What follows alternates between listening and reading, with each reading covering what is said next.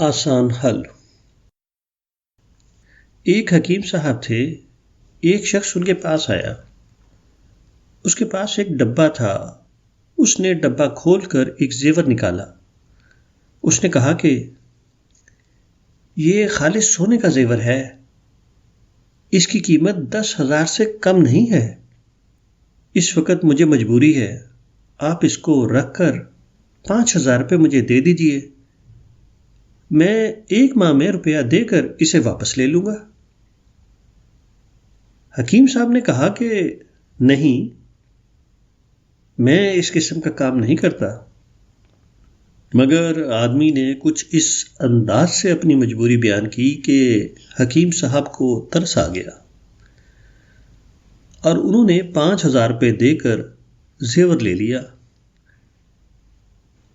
اس کے بعد انہوں نے زیور کو لوہے کی الماری میں بند کر کے رکھ دیا۔ مہینوں گزر گئے اور آدمی واپس نہیں آیا۔ حکیم صاحب کو تشویش ہوئی۔ آخر انہوں نے ایک روز اس زیور کو لوہے کی الماری سے نکالا اور اس کو بیچنے کے لیے بازار بھیجا، مگر سنار نے جانچ کر بتایا کہ وہ پیتل کا ہے۔ حکیم صاحب کو سخت صدمہ ہوا، تاہم روپیہ کھونے کے بعد وہ اپنے آپ کو کھونا نہیں چاہتے تھے۔ انہوں نے اس کو بھلا دیا۔ انہوں نے صرف یہ کیا کہ جس زیور کو وہ اس سے پہلے بند الماری میں رکھے ہوئے تھے، اس کو ایک کھلی الماری میں ڈال دیا۔ انہوں نے اس کو سونے کے خانے سے نکال کر پیتل کے خانے میں رکھ دیا۔ انسانی معاملات کے لیے بھی یہی طریقہ بہترین طریقہ ہے۔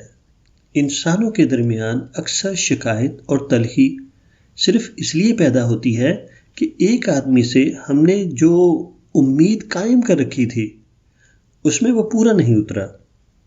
ہم نے ایک آدمی کو با اصول سمجھا تھا، مگر تجربے کے بعد معلوم ہوا کہ وہ بے اصول ہے۔ ہم نے ایک شخص کو اپنا خیرخواہ سمجھا تھا، مگر وہ بدخواہ ثابت ہوا۔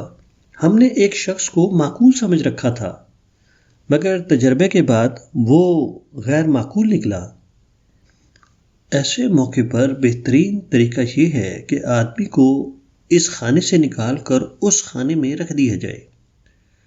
جس چیز کو ہم نے سونے کی الماری میں محفوظ کر رکھا تھا، اس کو اس سے نکال کر پیتل کی الماری میں ڈال دیا جائے۔